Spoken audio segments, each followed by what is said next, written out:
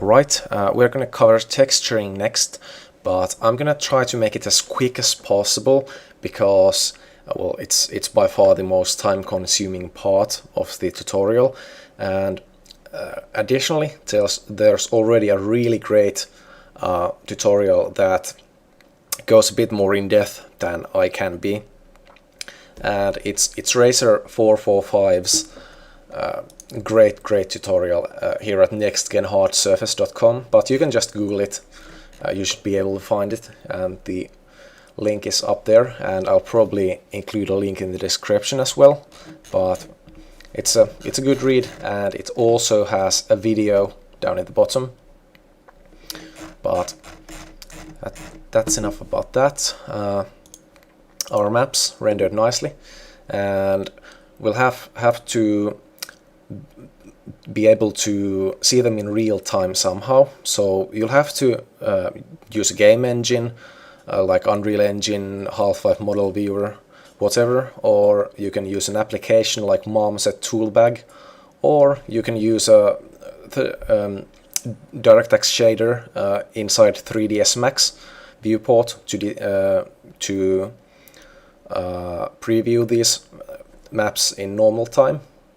And I have a link to Xolule shader, which I also have installed, but I never use it myself. I have the professional version of 3-point shader myself, but it works pretty much the same as Xolule shader, pretty much same slots and whatnot. But anyways, let's load some materials in this. So let's load the normal map in the normal map slot and apply. And as you can see, it looks a lot nicer with the normal map applied. The difference would be even bigger naturally if this was a complicated model. On shotguns, it's obviously not as big a difference, but well, you should still be able to see quite a difference in some parts. Looks a lot better, especially the pump has quite a nice difference, and the details in this area.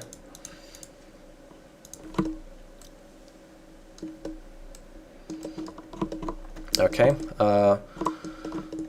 and I'll use a program I have called NDO2 to bring out a so-called cavity map out from the normal map, but you can do this with several free tools as well, and one of them is called XNormal, which can also be used to render normal maps and such with programs like Blender that don't support it really well. So that's good to keep in mind. And just a sec.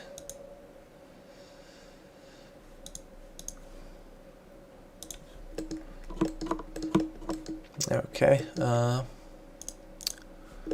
Okay. So what I'm gonna do is I'm gonna just use the preset here to convert the normal map into a cavity mask, and I'll also have to do a little bit of cleaning. Not a whole lot, but those errors are kind of icky, so I don't want those in my texture, and I'll just smudge it slightly. Yeah, not a perfect fix, but it's close enough.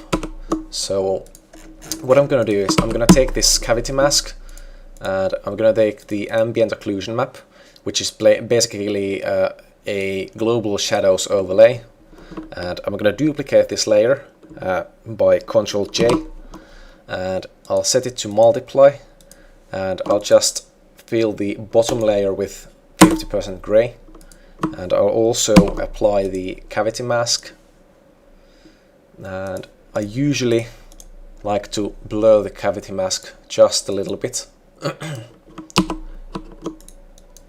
Maybe 1 or 2 passes of blur. Okay, that's pretty cool. I'll save this as M37, not M36.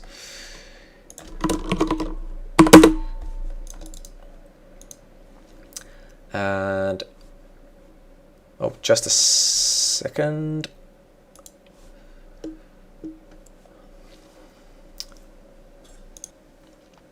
Okay, sorry about that. I noticed that my recording was off a bit for some reason. Probably has something to do with me using dual screens. It's kind of wonky sometimes. But anyways, what I now want to do is I'm gonna use text tools to render out a couple of helper maps. So basically, I'll hit text map here and hit size to match the size of the other maps, and I'll hit the wire first to render out a nice wireframe overlay. That's pretty cool.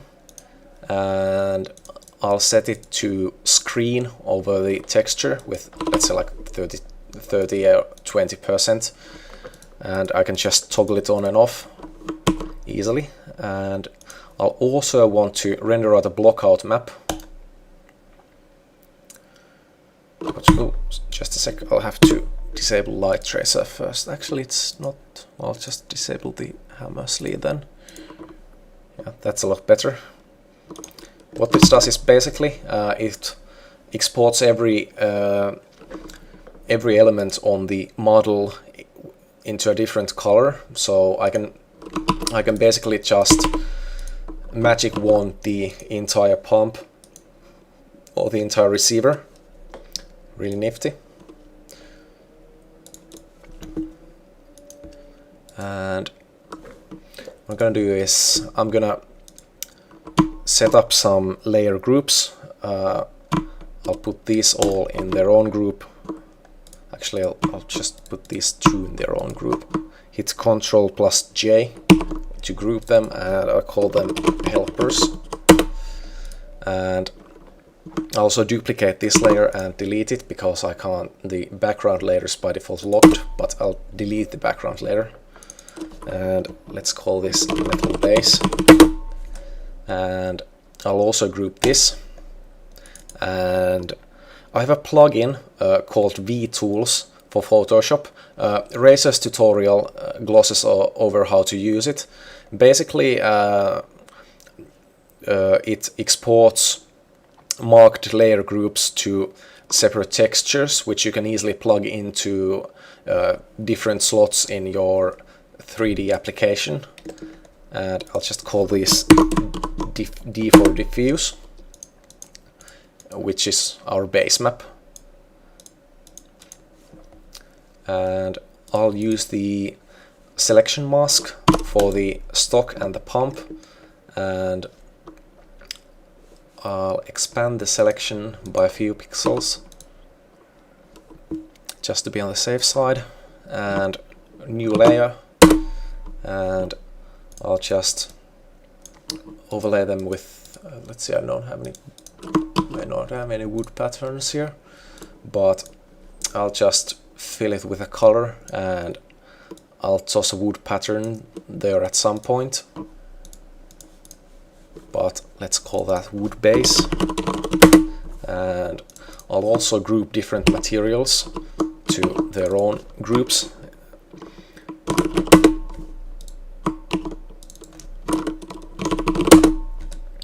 Okay, and that base metal is way too light, so I'll darken it a lot.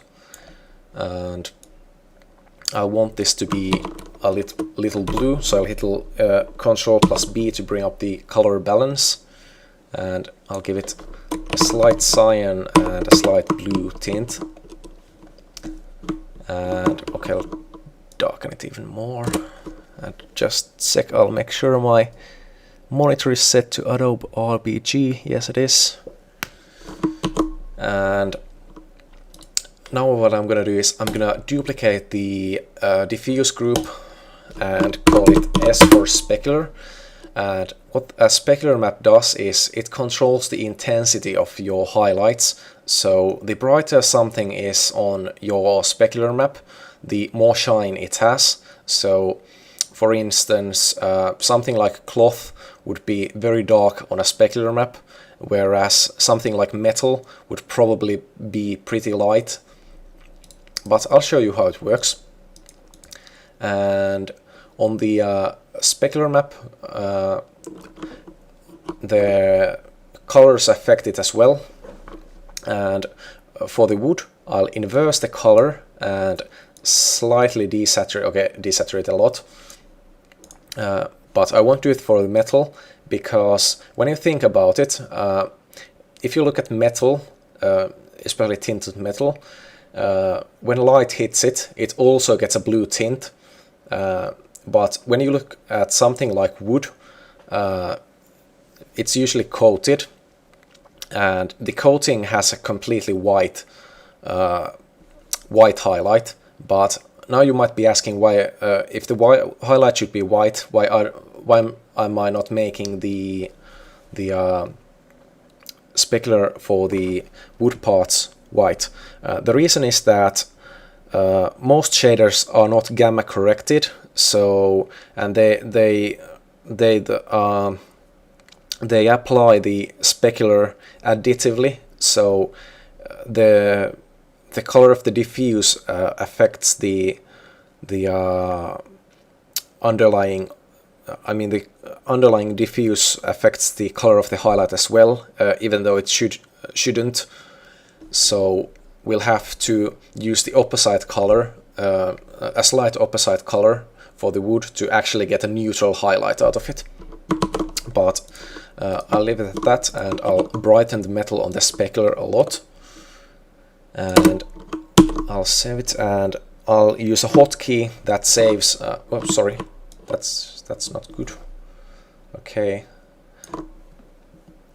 Sorry, I'll have to cut again.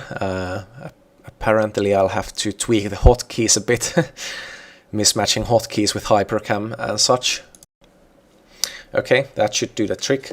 So now when I hit that hotkey, it saves the specular to S and the diffuse to D, which is cool. And I can just plug these into max nicely.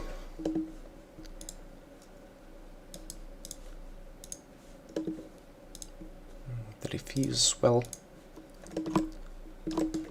And as you can see, the diffuse affects the highlights a lot, and the highlight should look a little better. Of course, we'll have to add more than just plain colors to make it pretty, but this is the foundation of our texture, which we'll build upon. And I'll also want to, before I do anything more, I'm going to go to the ambient occlusion, and on the end of the barrel, I'm going to paint the end of the barrel completely black on the ambient occlusion overlay, because it should look like it's, hopefully should look like it's hollow. Actually, just make a new layer for it. Fuck it, I'll just use the ellipse tool.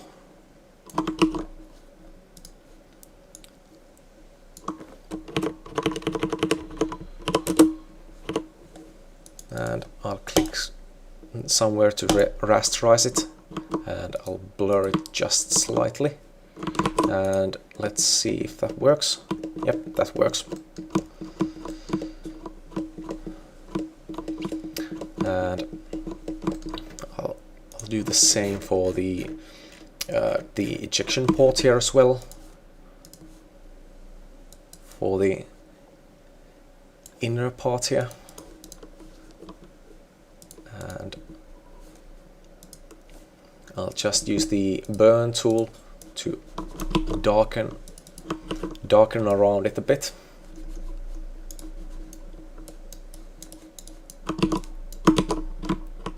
Yeah, that should work. Yep, that's good. Kind of a dirty hack, but I don't care.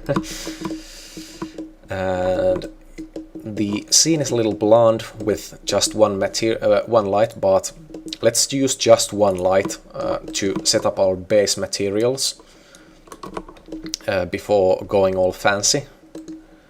And I'll just plug this in here and move it slightly. Okay.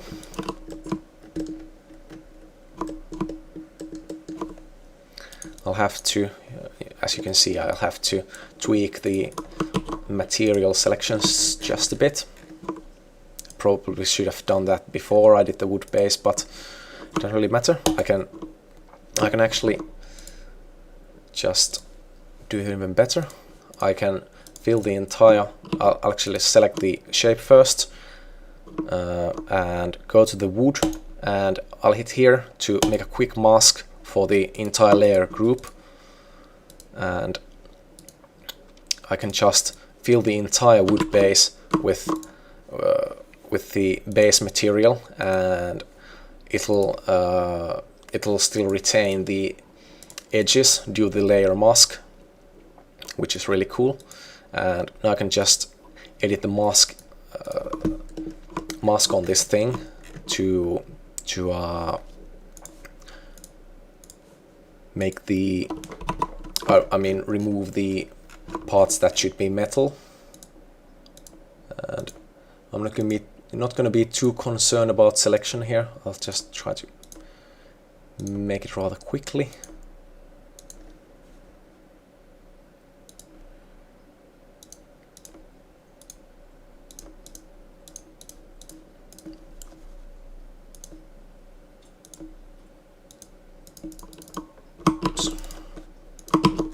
Let's just backtrack a bit, and this should go as well.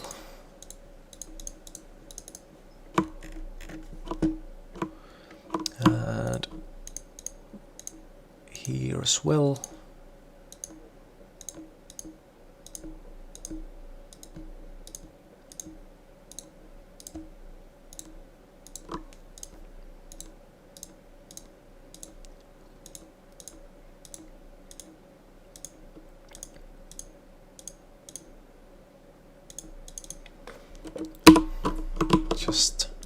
Just go to layer mask and fill these areas with black to remove them from the layer mask. I'll just feather selection by 1 pixel before I do, and I'm gonna do it here as well.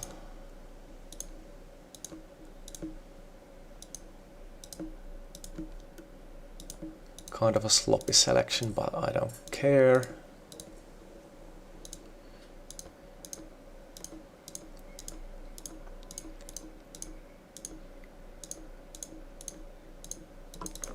Yeah, right.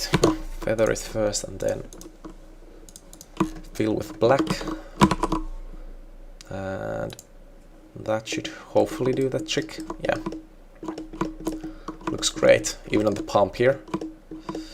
And looks like I'll have to do it on the inner face as well. I'm not actually sure if the inner face has any. Well, I guess I'll remove it from that part as well, just for the sake of consistency.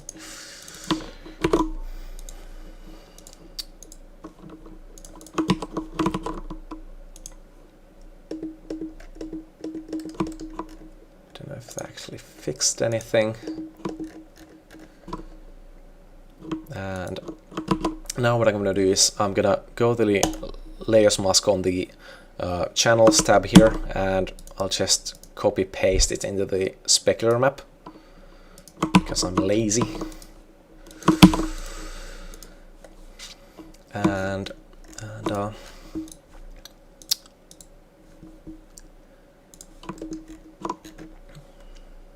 okay, I'm gonna make one more selection here for these floaty parts here.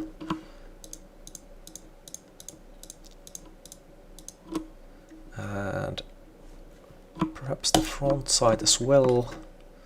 And yeah, I'll have to manually add these.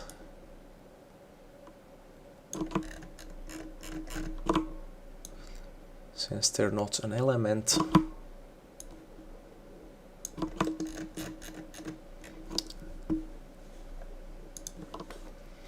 And I'll just duplicate them from the metal base, and I'll lighten them up some, and I'll use the color and balance to give them a slight yellowish tint.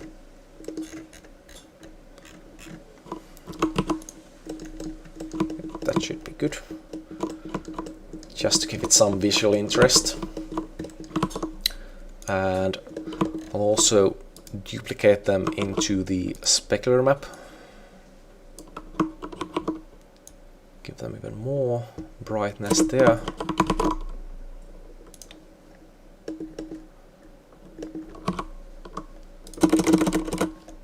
Okay.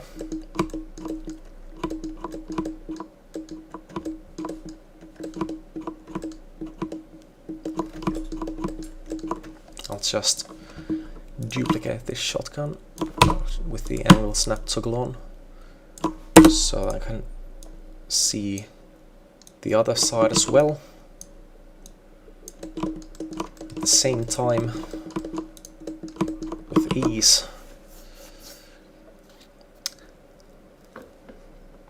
And oh yeah, I'll for the normal map I'll want to add some text here. For the I actually have to check for the text, but just throw in a couple of serial numbers here and there.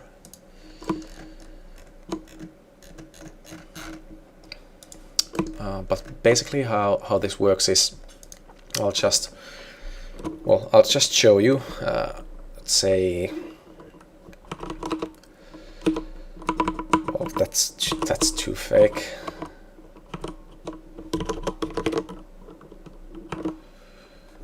Yeah, that's probably a bit better. I'll just tweak it slightly.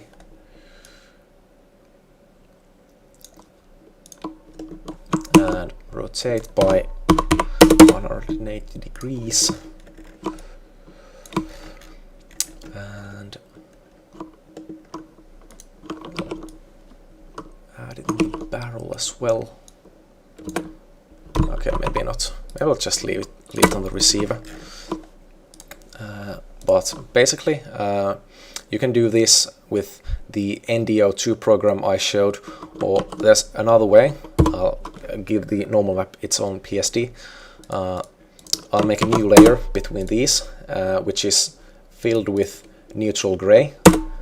And when I run this through the NVIDIA normal map plugin, basically what happens is that recessed areas are in black and raised areas are in white. So if I want this text to look like it's engraved in the mesh, I'll make it look darker, and I'll just use the normal map filter.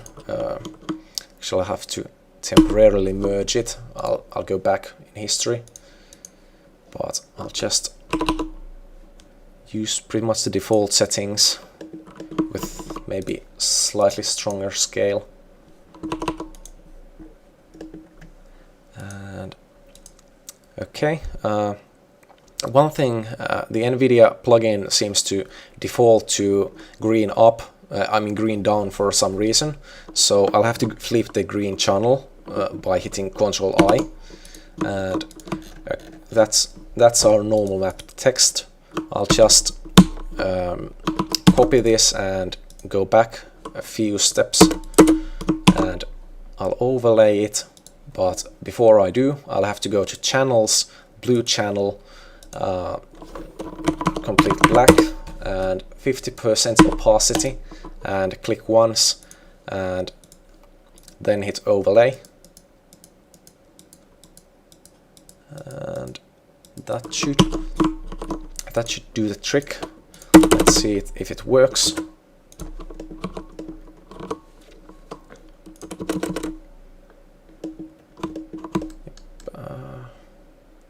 Not sure it's actually.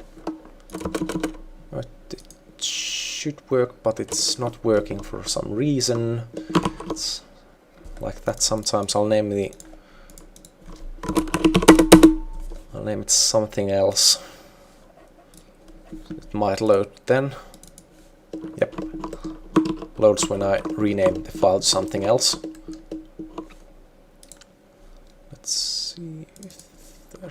any difference. Otherwise, yeah, that's pretty cool. And I'll also remake the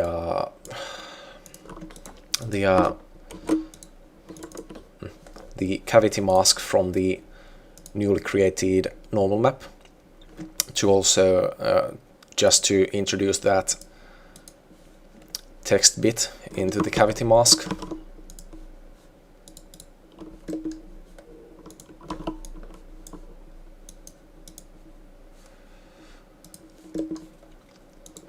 And I'll just go here and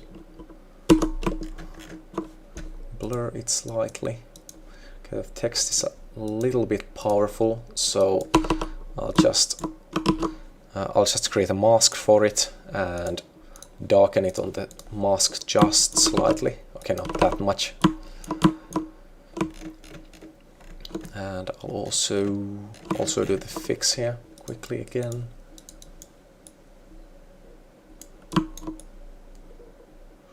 No big deal, but I'll do it anyway. And let's see how that looks like. And that's pretty cool. Doesn't look half bad, in my opinion.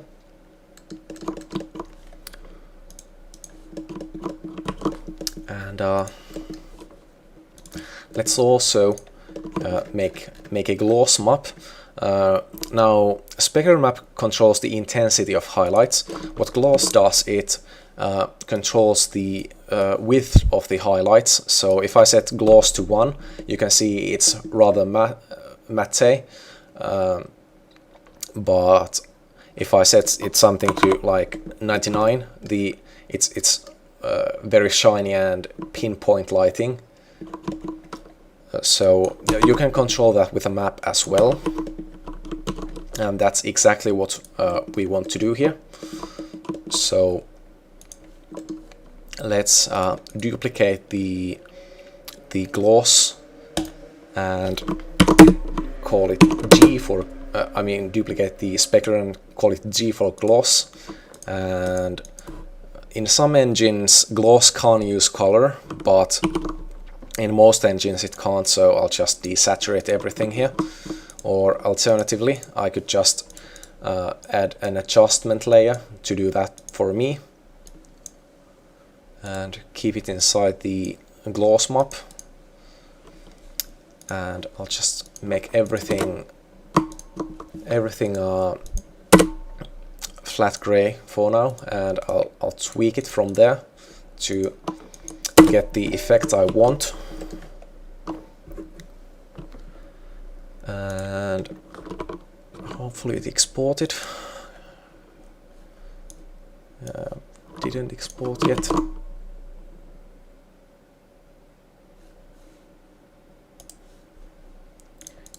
Okay, that should work.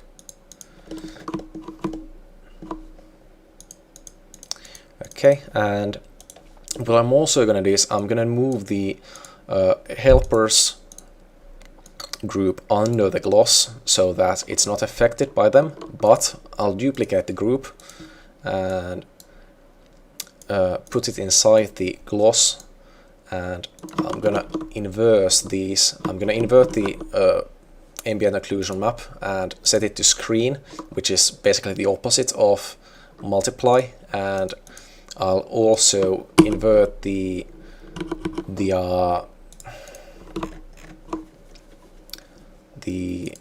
cavity mask here to get a nice effect. I'm not sure if it actually affects anything that much, but yeah, it's a little better. Makes the edges from the cavity mask pop out a little better maybe, and it's pretty matte looking at the moment, so I'll brighten some things up a bit, especially the metal. Brighter is more intense highlight, and darker is a more sparse highlight. similar to raising and lowering the value.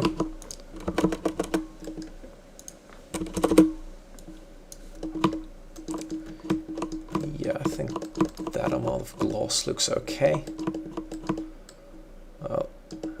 Actually,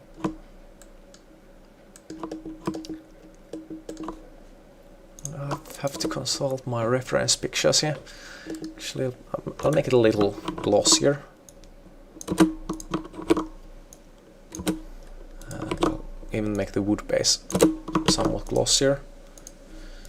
And I'll also brighten the wood on the specular a lot, because it should look like it's varnished. And I'll desaturate it a lot.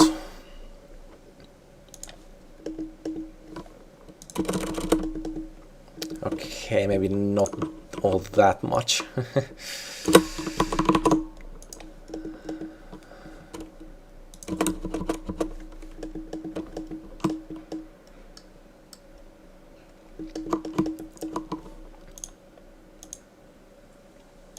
And it's still not glossy enough. So basically, texturing with shaders is a lot of trial and error, and I'll probably cut off the video at some point after I've shown you the basics, because texturing this entire thing will take me so much time that nobody wants to sit through it.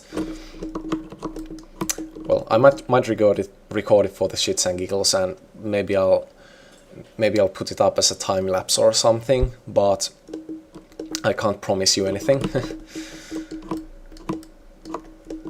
And yeah, I'm pretty satisfied with the material setup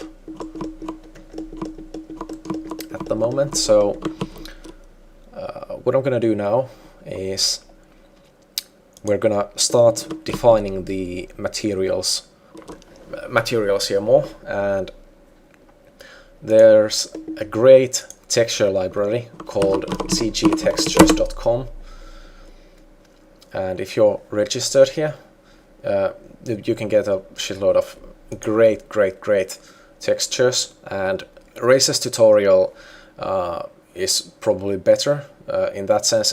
He kind of explains how to use them effectively, and he's really better at utilizing them than I am in that sense. And I'll just see. Okay, that's actually okay. I'll see if that works.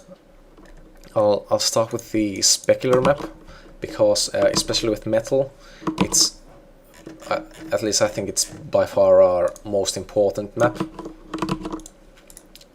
because, well, lighting pretty much defines materials. And just actually I'll go into a separate file and resize it. Luckily there's a tiling texture, so I can just, well, tile it.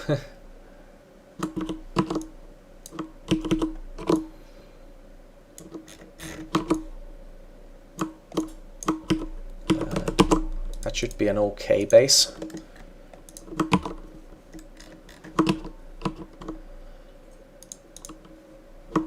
And I'll give it some. Actually, I'll just mess with it. It's slightly blue at the moment. I'll unblue it and overlay it over my base color. Yeah, it's still kind of blue. That should be pretty neutral, hopefully, and I'll see what that does.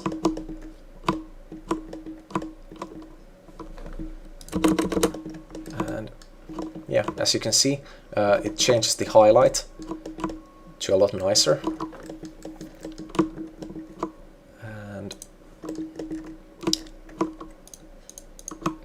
I'm going to use the same texture on the diffuse as well, but I'm going to be tricky and rotate it around to give both textures some unique details.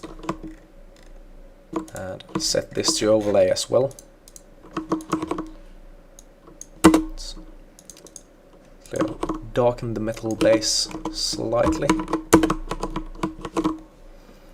So I want it to be really dark. And yeah, that's pretty cool for a base. And we could also put it on the gloss, but I'm not too concerned about the gloss right now. Yeah, you'll have to kind of mess around with it to really learn what it does effectively. But anyways, well, I'll just start defining this here. I'll try duplicating the cavity mask to see if it pops out the details a little better. Yeah, that's a little better.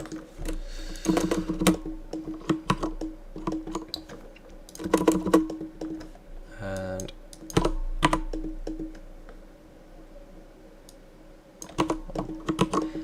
okay, and I think that's good enough base material. It's pretty simple, but like I said, Race's tutorial is great. You should watch it after watching mine and after you're comfortable with the basics. But just a sec, and I'm gonna bust my tablet out as long as I can find it somewhere.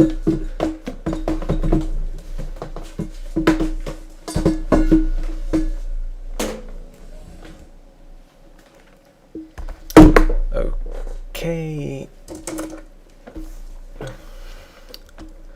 And just gonna create a new layer here in the let's say, actually I'll just group these on their own, and let's call this damage. And basically I'm just gonna quickly look at some refs and try to replicate some of the damage I see here. As you can see, this is pretty shiny. I'm making mine not quite as shiny, but not this matte either.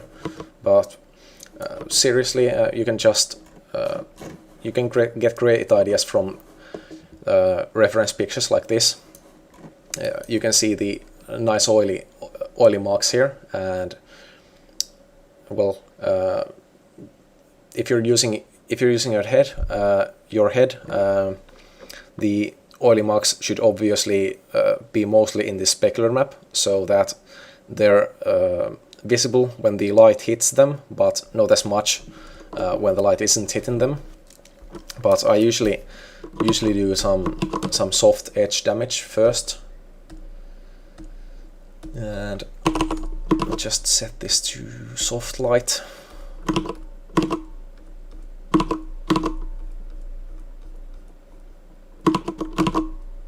And I'll just wear some of these edges down a bit. It's basically just like painting. Racer does it a bit differently. He utilizes photos to pull nice damage shapes out of, and it works a lot better than my method, especially since I kind of have to use this tablet. So I suggest, really suggest watching his tutorial and really listening to his tips. He's a great artist. And now you can see that when I apply the specular map change, it's pretty slight, but it's there anyway on the specular, well, on this side anyway. I'll make it a little more intense and a little sharper maybe. I'm just using my mouse right now, and I'll also delete some of this.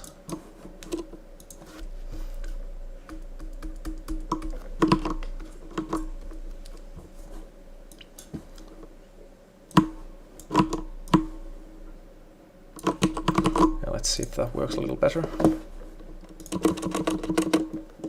Yeah, well, slightly better. Anyway, I'll just move the light down a bit so we can actually see it.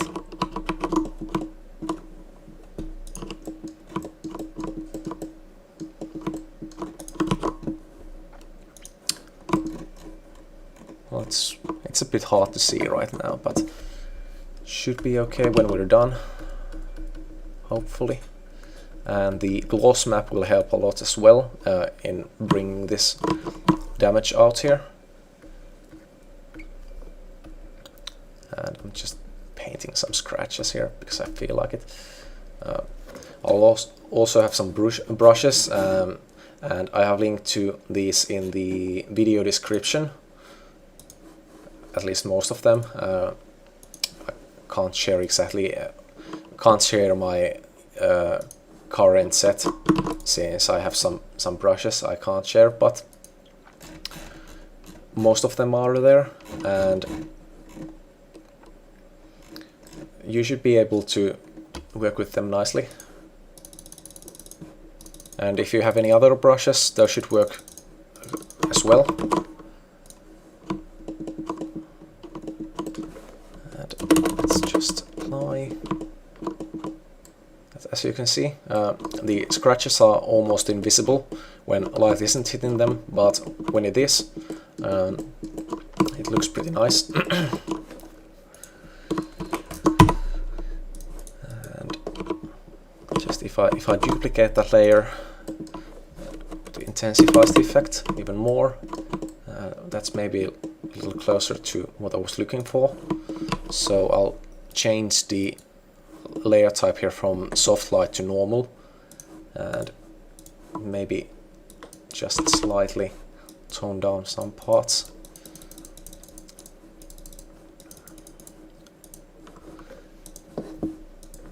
And in addition to these scratches here, I'll also put some, let's see, dirty stuff or something, and set that to overlay and use the black color on that.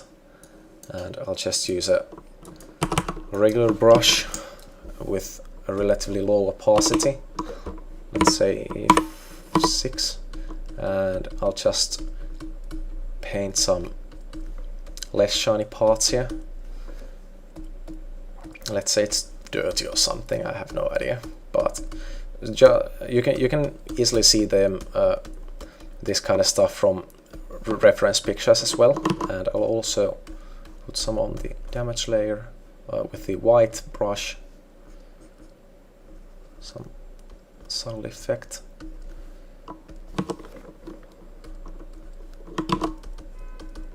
And it's pretty simple, but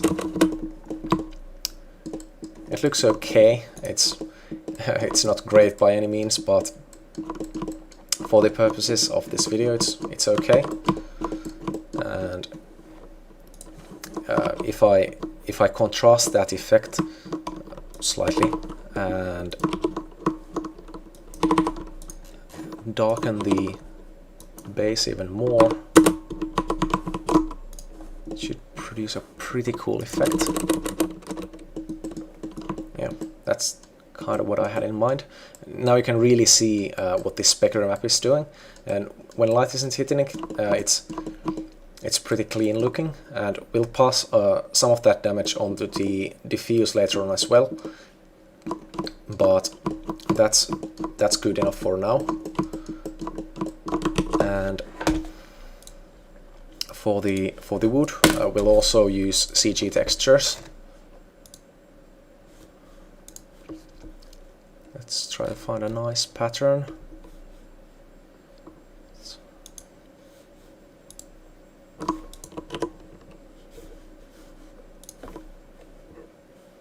Wonder what type would work best. Maybe something like this. Not entirely sure, but I'll just take something and try applying it on the wood base here. I'll just hide the specular, and it's a bit large right now, so I'll try tiling it some.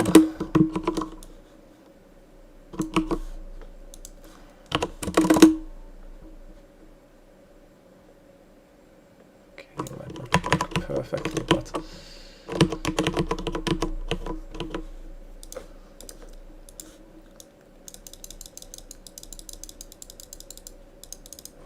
it's not perfect, but it's almost seamless. And also do the same vertically. Maybe move it around a bit so it isn't exactly the same. Maybe I'm gonna scale it down a bit.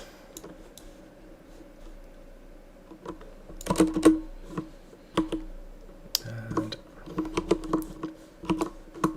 just duplicate it for the pump as well.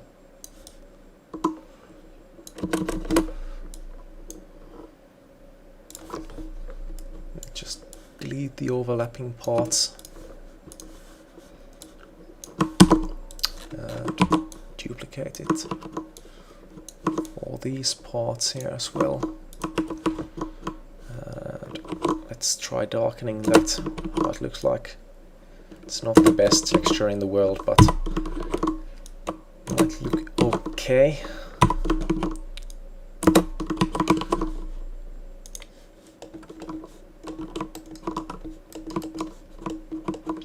Yep, definitely needs some work, but I actually kind of like the base pattern in here. I'll probably use another one, something like this, and layer this on top of that to make it slightly rough looking.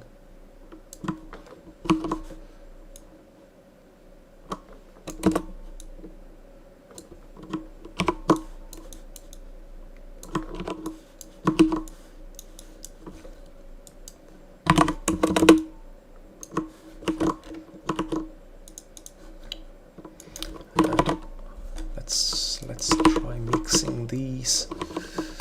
Actually, perhaps I'll have to contrast these base ones slightly. Desaturate it slightly too. Let's see how that works. Yep, that's a lot better. It's quite saturated at the moment, so I'll darken it and desaturate it by quite a bit, because I like my wood dark and I like my wood red.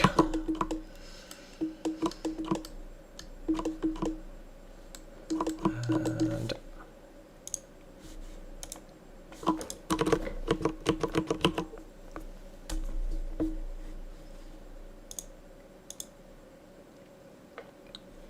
yeah, the base pattern here looks a lot more interesting than the one I have going on, but you can pretty much mess around with the bases yourself and learn how it works. And on the specular, I'm not going to put, because it's coated, the pattern shouldn't affect the wood here, so I'll overlay something else on top of it.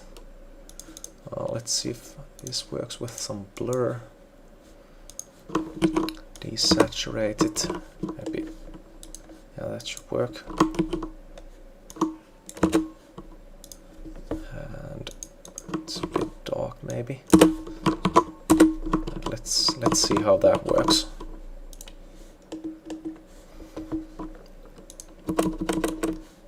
Yeah, that's not too bad, but it's a bit blurry at the moment, so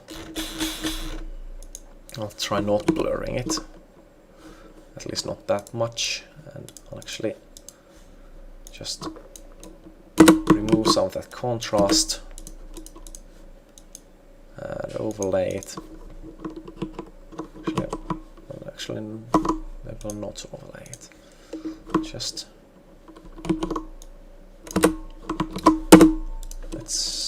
try tossing more stuff on top, and I'm darkening the wood coating near to metal, because, well, if you think about it, the impurities from the metal kind of, well, if you study pictures of old guns, usually the parts around the near the metal parts are kind of desaturated and not as shiny. So I'll try messing with it and seeing how it works. There, that's a lot better. Looks pretty cool, actually. I'll just make some random smudges here.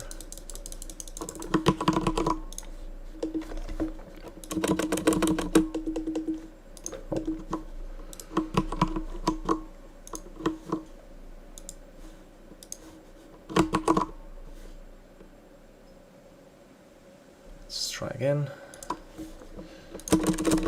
Yeah, that's cool.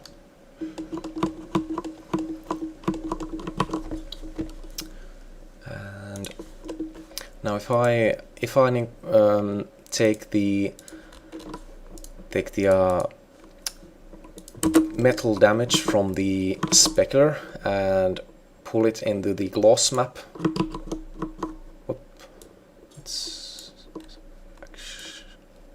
Let's see. I should actually probably open the gloss map first. And on the gloss map I'll actually invert it. Well, again, it makes sense. We want a wide highlight for the scratches, like that. And now that's pretty cool. And I'll just tone down the scratches on the spec some, but that's pretty much the effect I was going for. And the scratches are a bit fake looking at the moment since they're hand painted, but I can't be asked to make it perfect for the purposes of tutorial. And I'll just maybe tone it down a little on the gloss. Yeah, that's cool.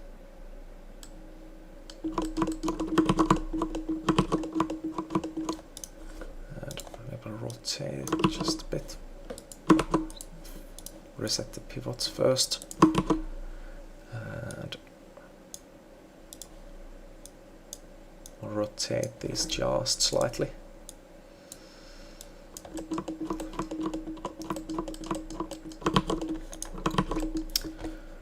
Okay, and mess with the barrel next.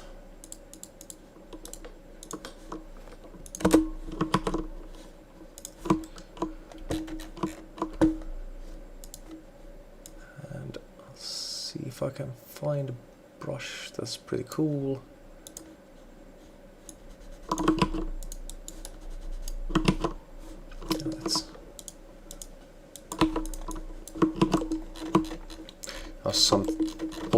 I also sometimes use a brush like this, kind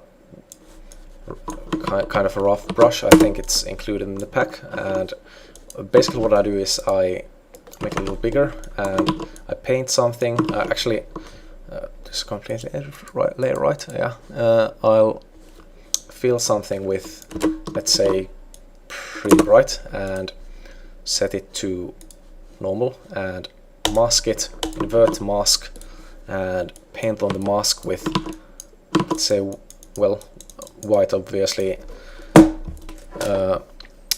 reveals what's on the layer, and then I'll kind of remove parts of the stuff I just brushed in.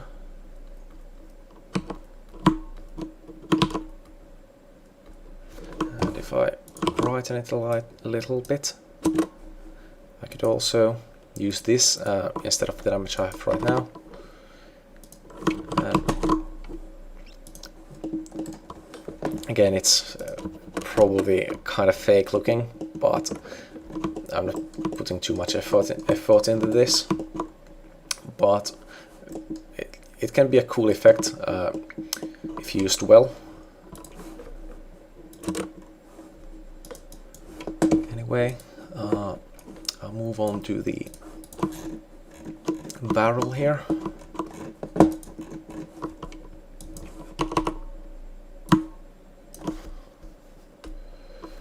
And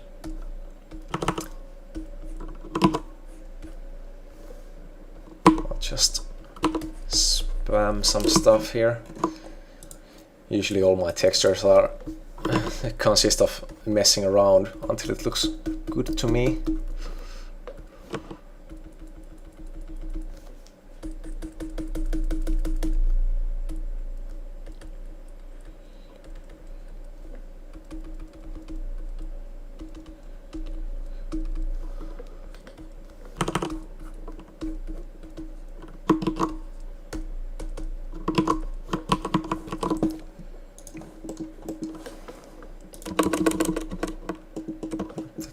Pretty cool effect.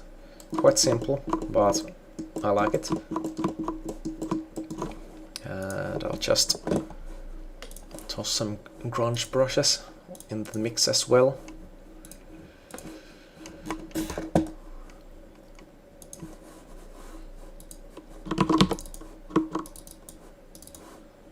Not really putting much thought into this, but of course, when you have time and you're texturing stuff, try to use logic where you would get scratches and stuff, and stuff like dust accumulating into corners and crevices. It's pretty much common sense, and reference pictures help a lot as well.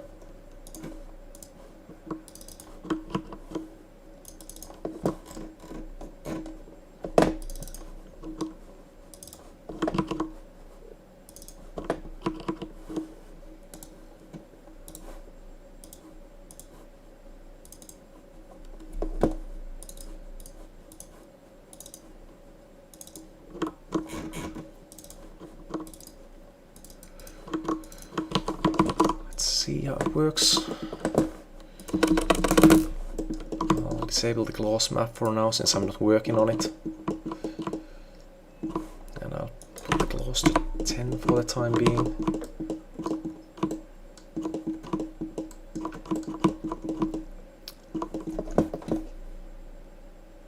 Well, of course I have to actually reload this.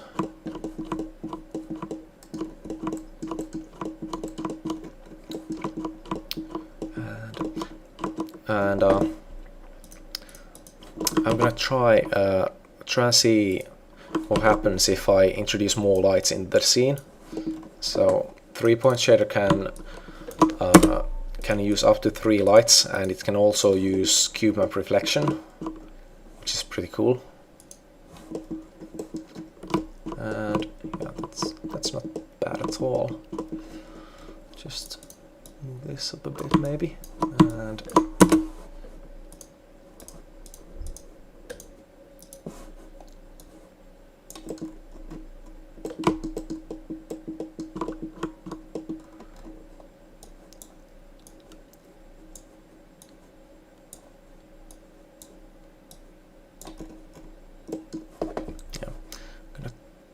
tweak the intensities a bit.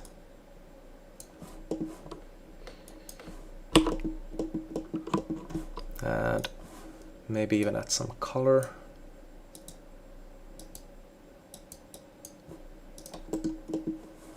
Okay, maybe a little more. And I'll just move that up just slightly. Okay, maybe not that slightly. Okay, that's pretty good.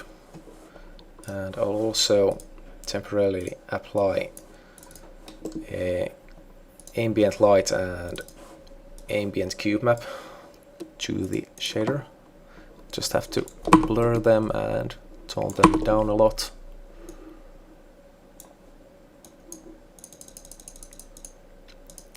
and the in 3-point shader the reflection mark uses a different mask, so I'll have to probably well, I'd have to make it, but I'm disabling it for now. I'm just using the ambient lighting to light up some dark spots. But as you can see, even the other side is, I think it looks pretty good, even though I've like zero work put into it. And with some thought, you can quickly make some pretty good looking stuff. I'll just quickly tone these lights down some, because they're maybe a little too bright at the moment. I mean the entire scene is. That's probably a little closer to how I want it to look like.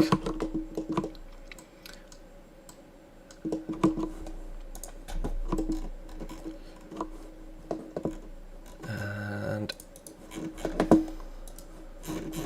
I'm just gonna keep messing with this till it looks good.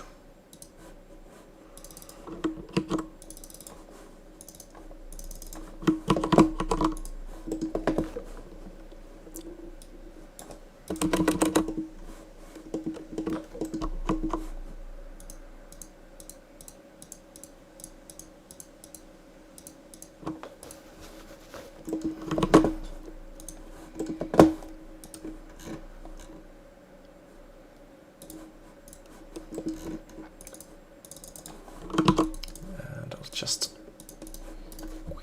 quickly brush some manual damage in here. Okay, that's maybe a little too strong.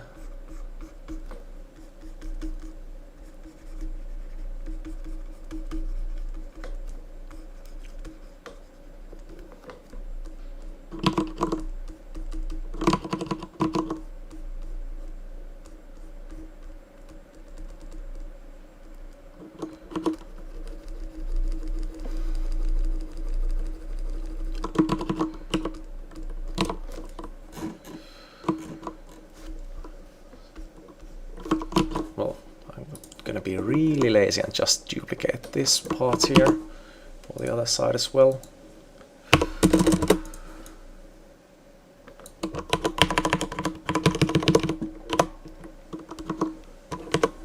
Just tweak some so it doesn't look exactly the same.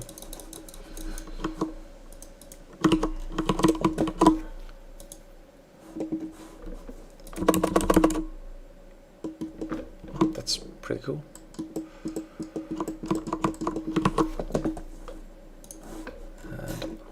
I'll just have to desaturate the wood base some. It looks really too minus 30, minus 20%. Yep, that's a lot better. And maybe tend to hue to make it slightly yellower. Yep, that's really good. That's exactly actually what I had in mind. And well, really all that's left to do is a lot of digging around with the texture until it looks good. I'm gonna keep recording for a while, unless in case you guys want to keep watching, but I think you hopefully should have learned some basics at least by now. And of course, feel free to shoot me any questions if you're feeling stumped, or if something is confusing you. I'm more than happy to help.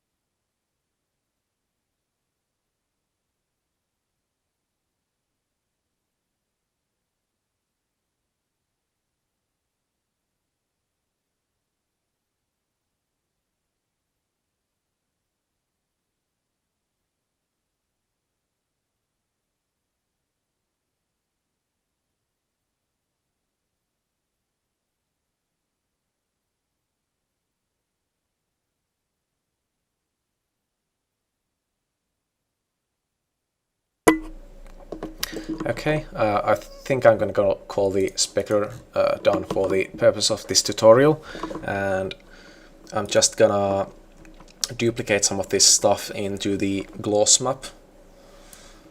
Not everything, but some of it. And let's see. Okay, yeah. Definitely need that new image layer there. And just slightly erase it there because it's pretty damn strong on the receiver.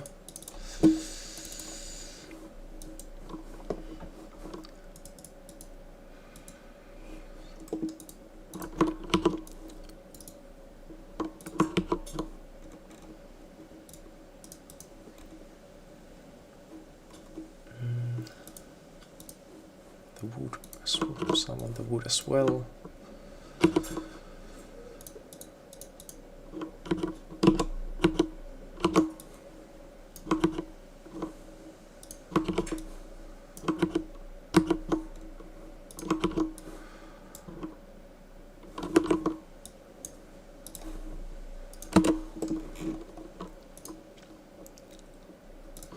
And I'll try putting a simple overlay on this entire texture on the gloss just for the hell of it. And just slightly. And let's see how that looks like.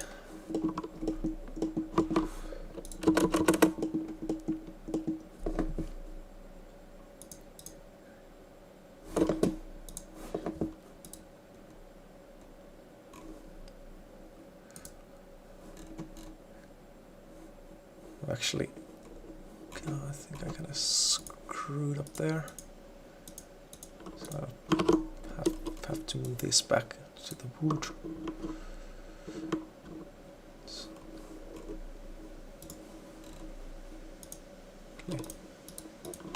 Yeah, that's the problem. I was wondering why it looked kind of weird.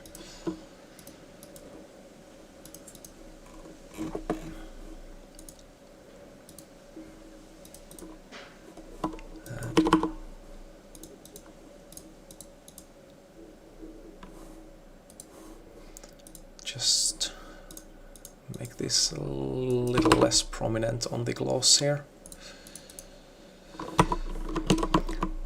Okay, let's see how that works.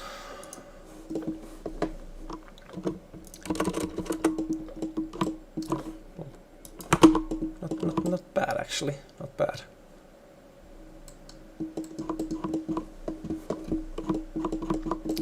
I'll have to tone the damage down a bit. Well, actually quite a lot. But I do like the effect.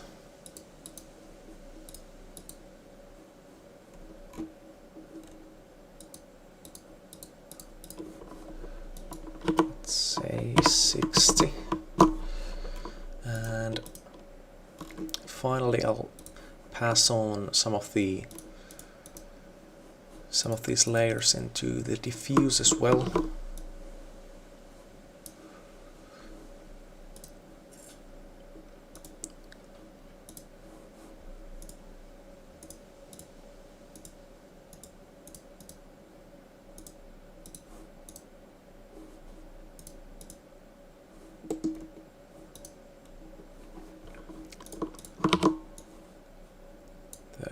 Yeah, maybe not that much, but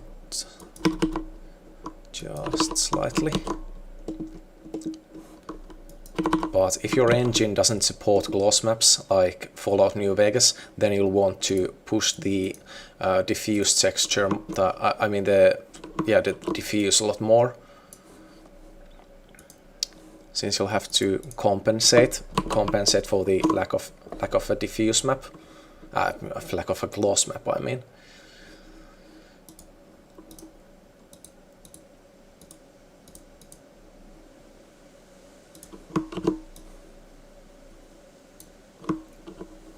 And I'll also want this to have a desaturating effect, so I'll colorize it, brighten it just slightly, and make it entirely blue, and now you can see that it actually desaturates it because it's an opposite color.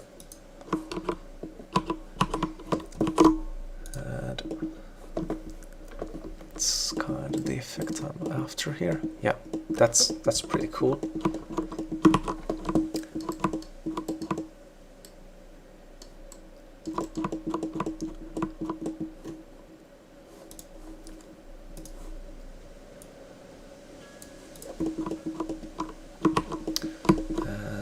And yeah, I think that's pretty much it. I'll try sharpening the resulting maps slightly and seeing how that looks like.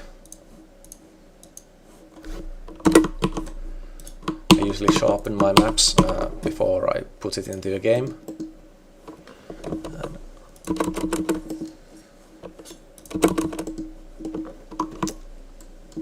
Okay, that's pretty cool, if I may say so myself. So of course some areas like this bit here could use some more damage, but it doesn't really matter. And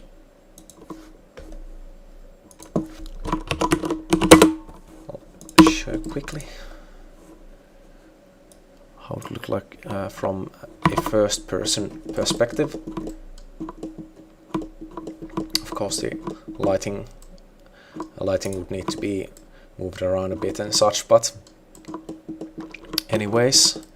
And the farm is a separate object, like it should. I mean, I can easily make it a separate object, and there's no shadow underneath it because we moved it when baking.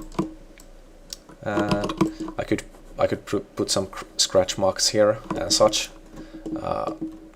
if I wanted to, but I think you can figure that stuff out on your own. But hey, thanks for watching, and I really hope you were able to learn something.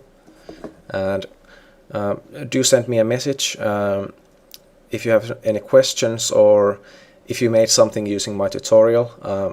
I'm always interested to see the results.